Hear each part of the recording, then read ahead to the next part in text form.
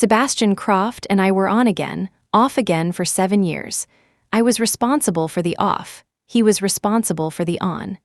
But after the last time I suggested breaking up, he didn't try to win me back. Instead, he took up with a lover who looked strikingly like me. To promote her, he stripped away my resources. The Best Actress award I'd pursued for 10 years, he handed it to her effortlessly. At the awards ceremony, a reporter asked if I regretted the breakup. I smiled, lifting my hand to show the diamond ring on my finger. I'm getting married soon. As the words fell, everyone saw the famously aloof and proud Croft heir's eyes instantly redden. Chapter 1. I attended the glamorous fashion gala, dressed to the nines, but arrived alone. Reporters buzzed with curiosity. "Miss Holloway, isn't Mr. Croft accompanying you this time?" Just then, a commotion arose from a distance. Following the sound, I saw Sebastian Croft stepping out of his car, intimately taking the hand of the woman beside him. A collective gasp went through the crowd. It was the first time in 7 years he'd appeared with a different woman. It had always been me by his side. But now, it was Maya Miller, a popular young actress known for her innocent image. Entertainment reporters had once compared my face to hers. They found a certain resemblance. Sebastian arriving with her looked exactly like a story where the stand-in defeats the original and takes her place. Reporters swarmed them. I met Sebastian's gaze. His eyes were filled with cold indifference. I gave a polite nod and turned nonchalantly towards the event hall. On the way, my agent, Linda Lewis, Big L, whispered, "No wonder Maya Miller snatched your fashion endorsement." I was wondering who was backing her. Turns out it was Sebastian Croft. "Did you two have another fight?" I shook my head. "We didn't fight. We broke up." Big L sighed, unsurprised. "Vivienne, darling, the year's only half over, and this is the 3rd time you've mentioned breaking up. Every time, Mr. Croft swallows his pride to coax you back. You should bend a little this time, or that wretched Maya girl might really take your place for good." Yes, probably in everyone's mind, year in and year out, I was the one making a fuss. Sebastian was the one placating me. As for Maya, she was just a pawn in Sebastian's game to spite me.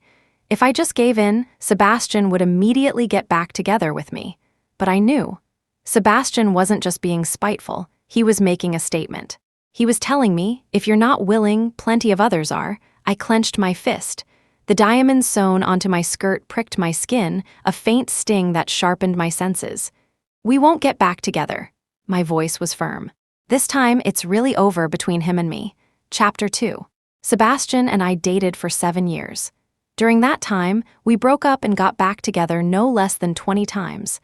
I initiated the breakups. He initiated the reconciliations. He was the Croft heir, surrounded by countless beautiful women, yet he was willing to swallow his pride time and again to make me happy, to win me back. If I merely mentioned missing him, he could fly across the country to hold me in his arms. Many people advised me not to be so melodramatic, not to fight with him over so-called scandals in the gossip columns. They said he clearly adored me, so why damage the relationship with repeated breakups? I understood that, but I couldn't control my emotions, often crying late into the night over it. He would hold me tightly, his deep voice coaxing. "How is that melodramatic? It just means my Vivienne loves me too much, feels too insecure. I'm willing to coax my Vivienne." I looked up at him, my eyes red. "Forever? Forever." He didn't hesitate. We were so young then. Love was always scalding hot, passionate. We thought forever was something easily said and easily achieved. But reality proved it was just a thought. Thinking of this brought a faint bitterness to my heart. Just then, Big L asked, "Why did you break up this time?" I paused, blinking slowly. My gaze eventually settled on the couple, standing intimately close in the distance. My voice was soft. "He's getting married. He asked me to be his mistress." Big L froze. Averting my eyes, I drained my glass. No one saw the redness rimming my eyes. I told him I wouldn't. Big L's face paled slightly, and she could only murmur. Absurd. Chapter 3? Yes, how absurd. But Sebastian didn't see it that way. When he brought it up, there was even a hint of entitlement in his voice. "Vivienne, I've already discussed it with Audrey Dalton. We'll just be husband and wife on the surface. Privately, she won't interfere with me, and I won't interfere with her. We'll do our own things. We can still be together." Audrey Dalton, the heiress to the Dalton Group, and the match chosen by the Croft family for an alliance. I had unintentionally learned from Sebastian's secretary about the possibility of their marriage. I wanted an explanation, expecting him to deny it. I never anticipated such a bombshell. How laughable. The boyfriend I had loved for 7 years was getting married, and he wanted me to be his mistress. I stared at the man before me. My heart stopped without warning, then began to pound violently, the force making my nose sting uncontrollably. For a moment, I didn't know whether to be furious at his insult or devastated by my own heartbreak. But Sebastian just looked at me. His gaze was open and certain, as if he was convinced I would agree. After all, I loved him so much. But all I wanted to ask was, "Sebastian Croft, were you planning on telling me you were getting married at all?" Sebastian frowned slightly, a flicker of confusion in his eyes. "What does getting married matter? It's enough that I love you, Vivienne. This kind of thing is common in our circle. You've seen it before, I had seen it." Of course I had, being with him for 7 years. He took me to all sorts of social gatherings, big and small. I'd seen couples who were loving in front of cameras, but estranged in reality. I'd seen couples in arranged marriages who led separate private lives, but I never imagined Sebastian and I would end up like this. We were so deeply in love. I was certain we would get married, have children, live a long life together, grow old side by side. But I was wrong. Sebastian never intended to marry me. All along, it had been my own wishful thinking. I pulled my hand away from Sebastian's grasp, speaking each word clearly. "But I don't want to be your secret mistress for the rest of my life." Sebastian frowned but still tried to explain patiently, "Vivienne, not a mistress. You are my wife, my woman." "And Audrey Dalton?" He was speechless. He couldn't deny Audrey's status, yet he still didn't understand why her existence bothered me so much. Perhaps he and I were never truly on the same path. I lowered my gaze, hiding my reddened eyes, and said slowly, "Sebastian Croft, I won't be the other woman. Vivienne, don't you want to be with me? We promised forever. You love me so much. I do love you." I looked up at him, my gaze earnest and firm. "But, Sebastian Croft, I won't lose my self-respect just because I love you." Chapter 4. As we spoke, the first snow began to fall. Soon, everything was blanketed in white. "It's snowing." I stood up and walked to the floor-to-ceiling window, speaking softly. "I remember the last time it snowed. You and I were snuggled on the sofa under one blanket, watching that period drama." I recalled the scene where the heroine married the powerful general. Her wedding attire, elaborate and grand, signified marrying into a higher status. I had jokingly asked Sebastian if marrying him would also count as marrying up for me. "You just smiled then." Thinking back now, were you laughing at me inwardly? At my foolish dream of marrying you? What am I anyway? Just some small fry actress. What right do I have to marry the Croft heir? Tears fell as I spoke. I wiped them away, trying to hide the traces of sadness. It was too pathetic. I didn't like seeing myself so pathetic. But the more I wiped, the more tears flowed. My chest ached with a dense, sharp pain. Sebastian spoke, his voice somewhat strained. "I never thought that. Maybe." I moved my lips, a self-deprecating smile touching them. "But, did you ever think about marrying me?" Sebastian froze. He opened his mouth but said nothing. In that instant, I had my answer he hadn't. He had never considered marrying me. I had prepared myself, but knowing the truth still hurt. I blinked, looking at him, my voice filled with bitterness. "Many people say I argue with you, make scenes with you. They don't know why, but you and I both know. It's because I wanted to get married, and you didn't. You said you needed to focus on your career, that you had family matters to resolve first. I understood, so I forgave you time and time again. If you had told me earlier that you wouldn't marry me, why would I have bothered trying to please your parents? Why would I have wasted so many years with you? I was so foolish. People always say love can blind your heart and eyes. I never used to believe it. Now I did. How else could I have been foolish enough to be deceived by a flimsy excuse for 7 years? Foolish enough not to see the true thoughts of the person beside me day and night. Foolish enough to still feel pain for him even after being deceived. "Sebastian Croft, let's break up." I finally said the words, seriously, definitively. In that moment, it felt as if a heavy burden had been lifted from my heart, from my shoulders. Incredibly freeing. But Sebastian just looked at me, his tenderness gone, replaced by a deep, cold stare. He spoke each word clearly and heavily. He said, Vivienne Holloway, you will regret this. I didn't understand the meaning of those words then. But in the days that followed, contracts began to be terminated one after another. My resources, my endorsements companies were willing to pay hefty breach of contract fees just to end their association with me. Then they all signed with Maya Miller. That was when I understood. Sebastian Croft was making a statement. He was showing me through his actions, see, you don't want to be my mistress? Plenty of others do. Chapter 5. The gala reached its peak with the arrival of one person. Lawrence Langley, the internationally renowned director who had recently returned to the country. Big L whispered in my ear, Director Langley is here too. His new film is casting the female lead. Haven't you always admired him?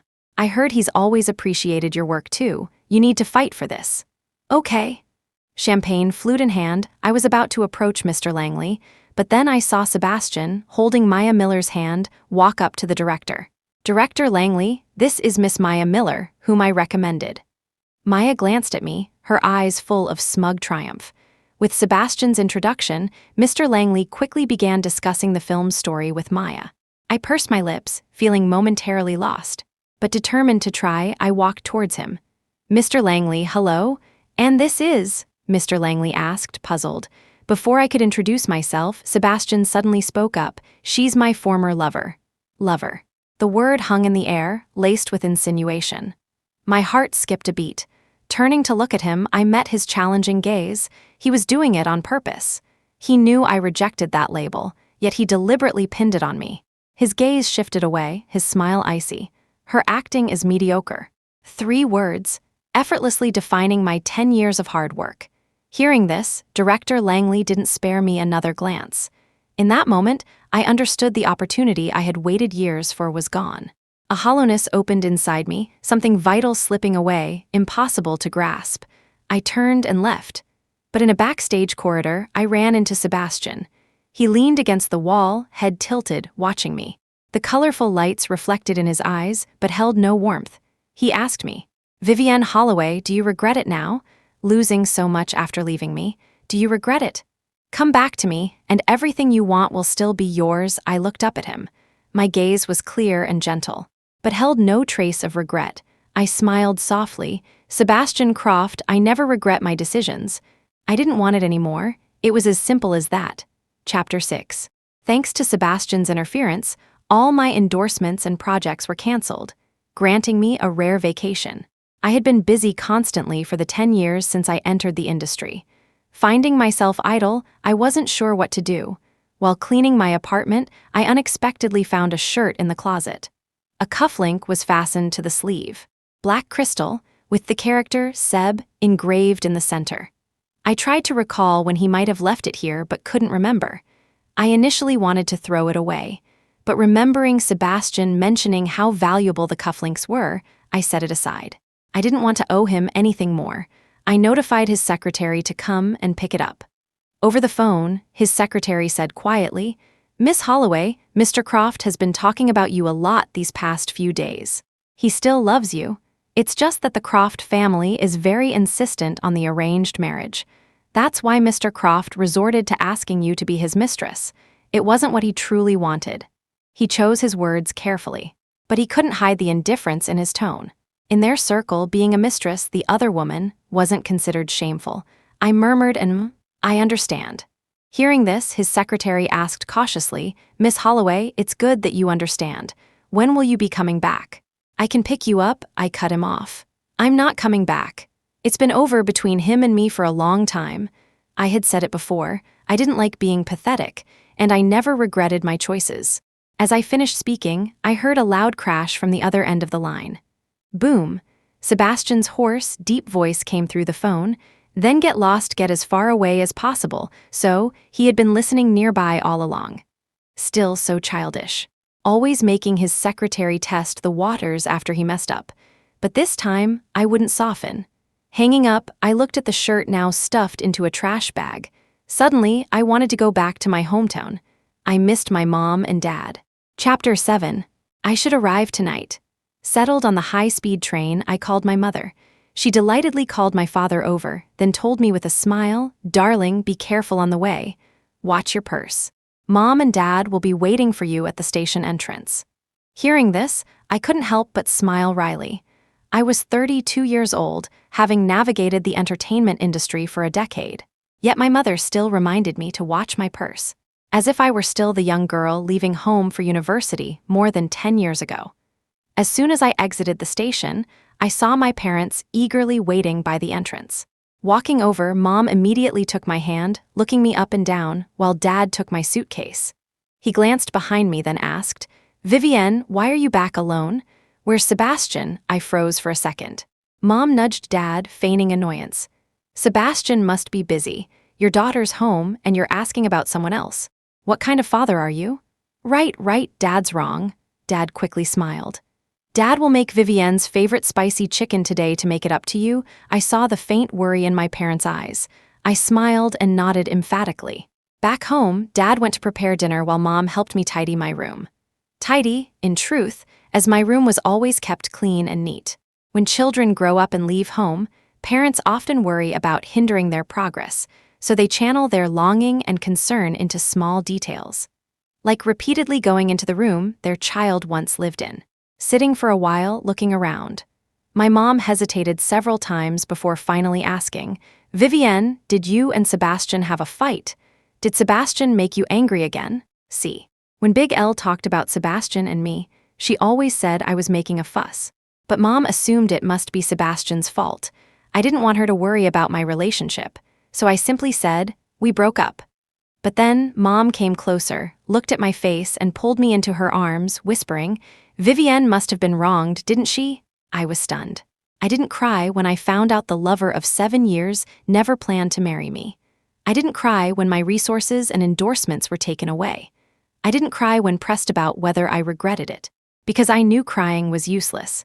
It would only invite ridicule and scorn. But now, leaning into my mother's gentle, soft embrace, the tears I had held back for so long finally escaped. I just feel like, maybe I was wrong from the start.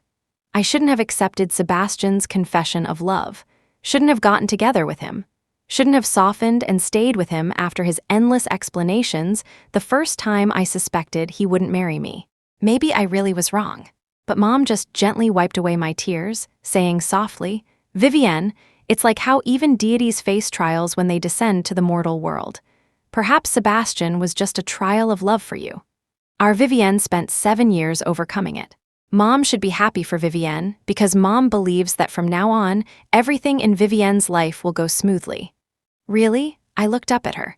Mom's reply was unhesitating. "Of course." In that moment, my heart, restless for so long, finally settled, became quiet. "Dad and Mom will always be Vivienne's rock. Go boldly down your path. If you get tired, come back. Mom's arms are always open for you." Lying in bed, Mom tucked me in. As drowsiness crept in, the sunset outside the window cast a gentle glow on her face. I suddenly said, "Mom, I want to see the sunrise tomorrow." Mom tucked a stray strand of hair behind my ear and nodded softly. "Okay, Dad and Mom will go with you." "My Mom and Dad are here. That's good." Chapter 8. When I woke up, Mom and Dad were already dressed and ready. Sunrise peak, ridge after ridge of mountains. The sun hadn't risen yet, and a light mist hung in the air. Only a few scattered figures dotted the mountain path. Walking through the mountains, every breath was filled with the fresh scent of the forest. It felt like it could wash away the heaviness in my heart. Just then, a surprised voice called out from behind Mr. Holloway. "Mrs. Holloway," turning around. A man in black sportswear jogged towards us. His dark hair was slightly damp, making his handsome, fair face stand out even more. He looked at my parents and beamed. "Do you remember me, teachers?" My parents were startled at first, then broke into delighted smiles. Jules, weren't you abroad? Why are you back?" The man smiled and explained, "My research project finished, so I thought I'd come home for a vacation." My mother pushed me forward. "Jules, do you remember Vivienne? You two used to play together all the time as kids." The man's smile deepened. He leaned closer to me, his voice low. "Young Vive, remember me?" I blinked, smiling slightly. "Of course I remember.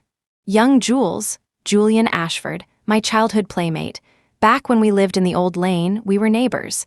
At school, we were desk mates. His parents were busy with business and often forgot to pick him up. My parents, both elementary school teachers who believed all children were lovely and tender, would bring him home with me. Eating, playing, going to and from school. We were always together. Quite a few kids teased me, calling me his destined bride-to-be. Julian beat them up fiercely for it. That afternoon, I put ointment on his injured hand. I whispered that fighting them wasn't worth it. But Julian flicked my forehead. I wasn't fighting for them, I was fighting for you. I froze. He looked at me, sighed, and gently rubbed the spot he had just flicked, though his touch had been light. When he spoke again, his voice was young but gentle. Young Vive, you're a girl. People shouldn't gossip about you. But I'm here, so don't be afraid. But later, he moved abroad with his parents. We kept in touch at first, sharing stories about our lives over the phone. But somewhere along the line, contact ceased. Until now, meeting again. Chapter 9. Over the past few years, my exercise routine had lagged, and I couldn't keep up with my parents' brisk pace. Towards the end of the trail, everyone else had moved ahead, leaving only Julian beside me. I didn't speak. He didn't disturb the silence, just walked quietly, observing. Vivienne, this is for you. It was a plum blossom branch. Dewdrops clung to the petals, making them look even more delicate. I had no idea when Julian had picked it. I asked softly, why the sudden flower? Julian smiled. No reason, really, just wanted to wish you smooth sailing in life. I paused, looking up at him. I suddenly realized the boy from my memories had grown into a tall, straight young man, like a pine tree. The sunlight seemed to favor him, filtering through the leaves onto his figure, casting a soft halo around him. The corners of his eyes curved slightly with a gentle, affectionate smile. So handsome it was hard to look away. I accepted the flower, smiling softly. Thank you. Just then the sun rose. Golden rays spilled down, brilliant and grand. Mom waved at us, calling out, Jules, let's take a picture together. We walked over, smiling. Click. The shutter sounded. Time froze in that moment. In the photo, my face held a relaxed smile. Ahead of me was the path. Beside me were family and friends. And behind me, the radiant sunlight. From now on, my life was starting anew. Chapter 10. After that encounter, I realized Julian's family still owned their old house in the lane. We became neighbors again. With time on my hands, we often went hiking or had drinks together. He never asked how I'd been these past years, and I didn't volunteer the information. Until one day, returning from an art exhibition, I spotted a familiar car at the entrance of the lane. Taking a couple of steps closer. Sure enough, I saw Sebastian Croft. He was leaning against the car, brow furrowed, the ground at his feet littered with extinguished cigarette butts. Seeing me, he quickly stubbed out his cigarette and walked towards me. But then he saw Julian beside me and his steps faltered. He called out to me, Vivienne, come here. But I just gave him a blank look, turned, and started walking past him. Sebastian froze for a moment. He'd never expected such coldness from me. The words he'd intended to say caught in his throat, unable to escape. I had intended to just walk away. But noticing the curious glances from many onlookers, I stopped in front of Sebastian and said coolly, Can I help you? Sebastian's eyes lit up, but before he could speak, a car blocked in the narrow lane started honking impatiently. I said, If there's nothing else, please leave. Your car is blocking the lane, making it inconvenient for everyone. My tone was distant, polite, like speaking to a stranger. Sebastian's expression changed, a hint of frustration in his eyes. Vivienne, it's been so long, how are you still angry? What do I have to do for you to come back to me? I've really missed you during this time. Without you around, the house feels terrifyingly empty.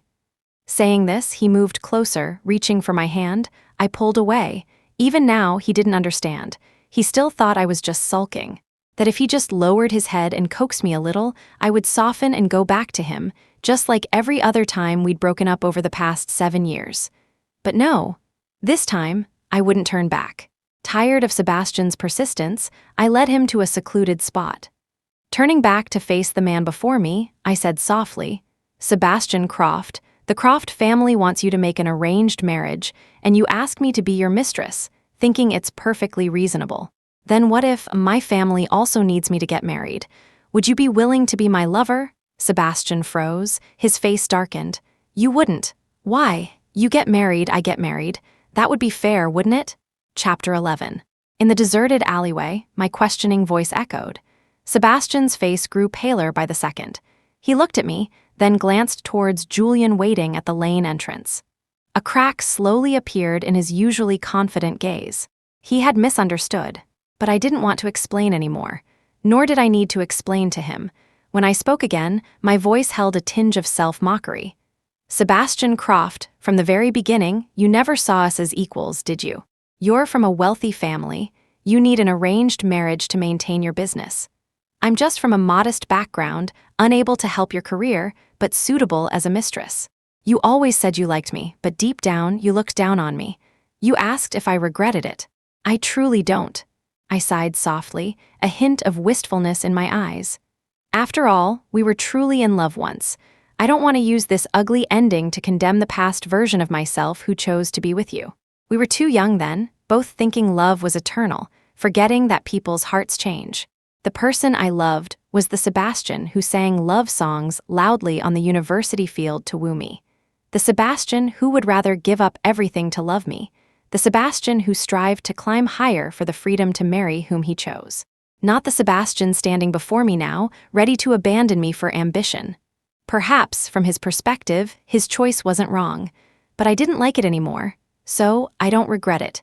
Maybe Mom was right. Sebastian really was my trial of love.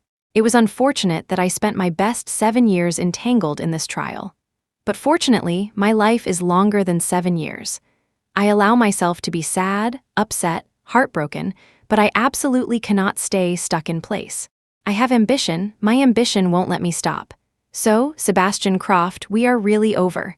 As the words fell, I smiled softly, just like old times. No, it's not like that. But Sebastian seemed shattered. He cried out, his fists clenched so tightly they trembled, yet his eyes were fiercely red, as if tears were about to fall any second. Vivienne Holloway, I don't want it to end with you. But watching him, my heart felt nothing. I even took a step back to avoid getting hurt if he lost control, even though I knew he wouldn't. In that moment, I knew for sure, I truly didn't love him anymore, because all his emotions now just felt like a nuisance. I was unmoved, a detached observer. Then I turned and walked away, brushing past him. Sebastian raised his hand, wanting to grab me, but ultimately did nothing. Nearing the corner, I glanced back. Sebastian still stood at the lane entrance, stubbornly watching me. His back was slightly stooped, looking vulnerable and pitiful. He opened his mouth, finally asked, Vivienne, was I really wrong? I didn't answer, and didn't look back again, and that itself was my answer. Chapter 12. The walk home was short, but we both unconsciously slowed our steps. I originally wanted Julian to go back first. I wanted to sit for a while, feel the breeze, but he sat down silently beside me. He didn't ask. I didn't want to talk. Until the stars lit up the night sky, and the cool wind dried my unshed tears. Julian handed me a tissue, his voice gentle, almost tentative. Young Vive, did he bully you? I paused. The question sounded so familiar. Mom had asked me the same thing. At this point, I had nothing left to hide, so I sighed softly, a bitter smile on my face. We were together for 7 years. He's getting married next year. He asked me to be his mistress. It sounds ridiculous saying it out loud. Sometimes I wonder if maybe I'm just not the marrying type. Otherwise, why would Sebastian, after 7 years together, never have thought about marrying me? Julian froze, then stood up, crouching in front of me. Looking at my red-rimmed eyes, he seemed to want to say something but ended up just cursing under his breath. What a bastard. Then he added, a blind bastard at that. His features were refined, and he smiled often, looking like a gentle scholar when quiet. This indignant expression seemed out of place, yet quite endearing. I couldn't help but chuckle, nodding in agreement. Yeah, blind, seeing me smile. His anger subsided, and he smiled faintly too.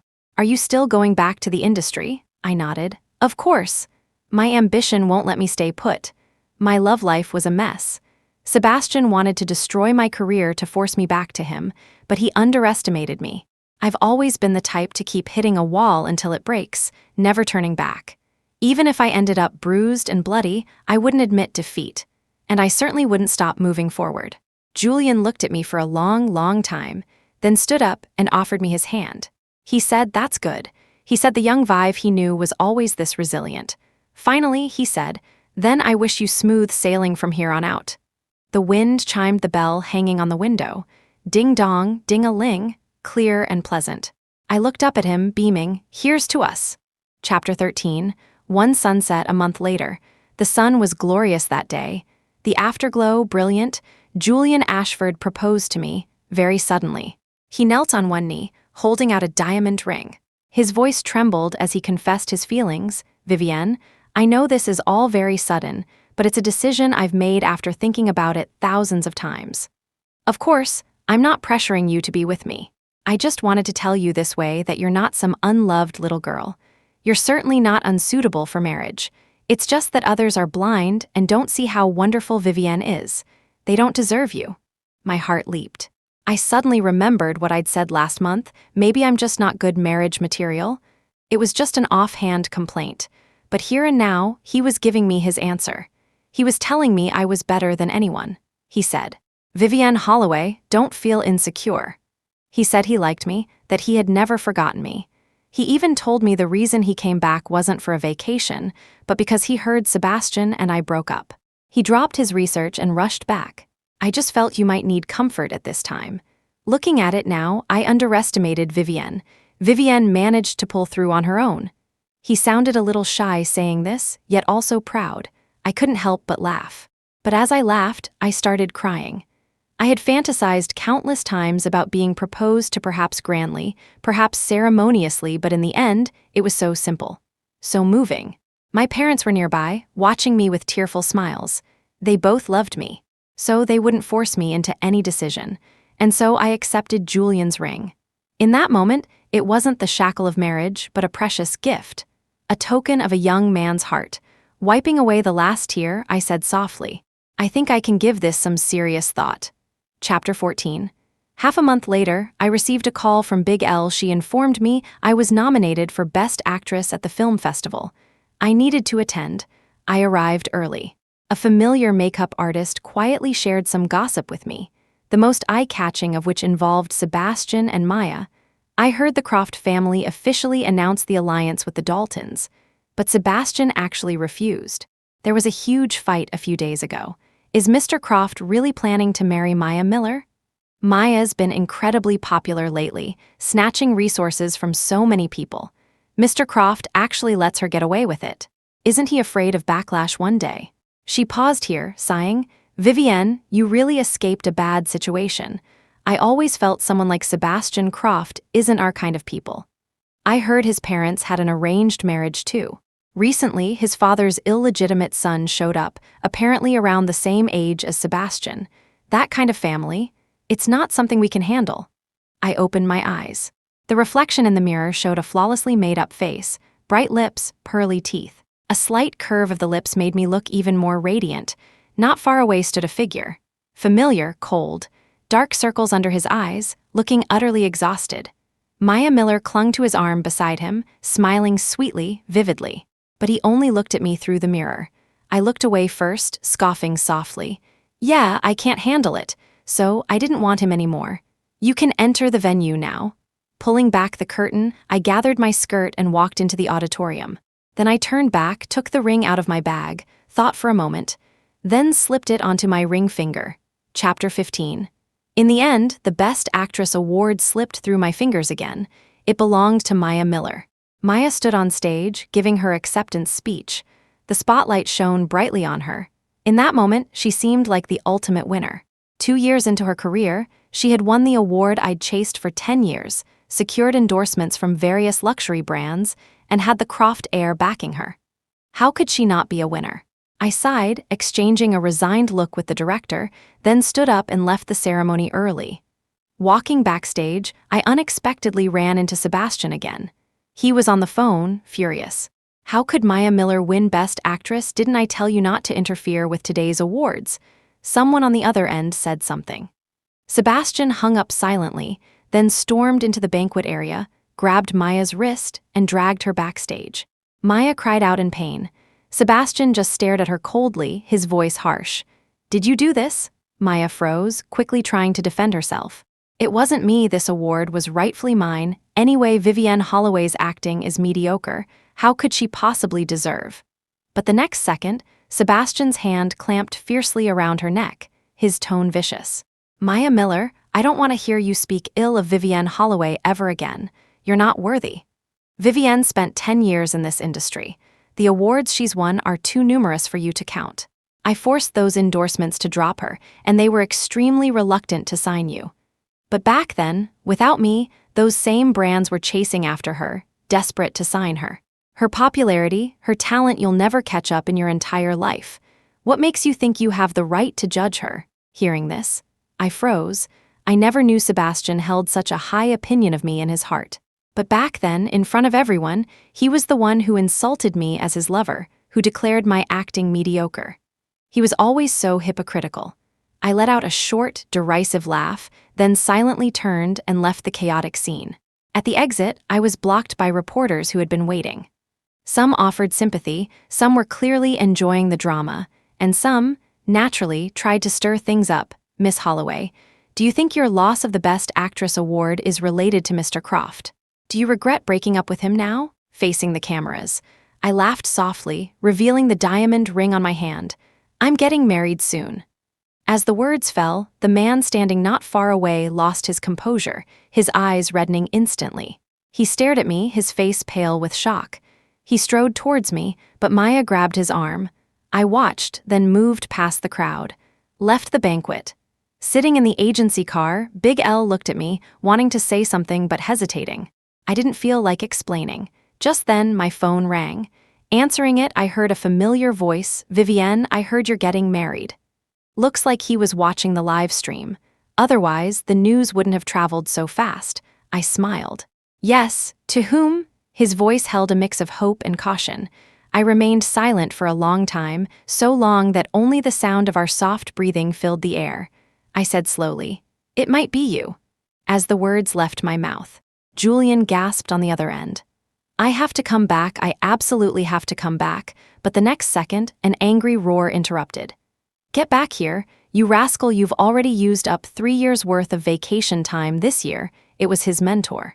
Listening to the commotion on the other end of the line, I subconsciously relaxed the tension I had been holding onto for so long. It was good. This way, it was good. Chapter 16. The last time I saw Sebastian Croft was on set. By then, Maya Miller had likely angered Sebastian, causing him to withdraw his support. And that signal was enough for those whose resources she had previously snatched to retaliate with doubled fury. The backlash had finally come, but I had no time to care about other situations. I was busy comforting Julian, who couldn't return, telling him to focus on his research project, busy shooting my new film and commercials. Oh, right. Director Langley had approached me again. After that incident where Sebastian publicly discredited my acting, which displeased Mr. Langley, I still went for the audition. I passed smoothly. Just as Sebastian had said, with 10 years in the entertainment industry, my acting skills and abilities were undeniable. Mr. Langley apologized for underestimating me before. I shook my head, indicating I didn't mind. As I was leaving, he added, "Actually, although Mr. Croft recommended Maya Miller, he never actually let her audition. Later, he told me he would only invest in this film if you starred in it. But I think, even without him, when other investors learned you were the female lead, they probably wouldn't have refused funding either. After all, your acting is truly impressive." My heart skipped a beat, unaware of this backstory, but it didn't matter anymore. In the end, I just smiled. Thank you. Chapter 17. Leaving the set, it was already dawn, the sky hazy. I realized it had started snowing again. Another winter. It seemed I had a connection with snow. I met Sebastian during the first snow, and we broke up during the first snow 7 years later. Perhaps that moment foreshadowed the end of our story. A cold conclusion, covering up all the past beauty. I stood quietly at the entrance, waiting for my car. Just then, a trembling voice came from behind. Vivienne Holloway. Turning around, it was Sebastian. He stood beside me, silent for a long time before finally speaking slowly. I've thought a lot during this time. I realized I was truly wrong. I paused, turning to look at him. Only then did I notice how haggard he looked.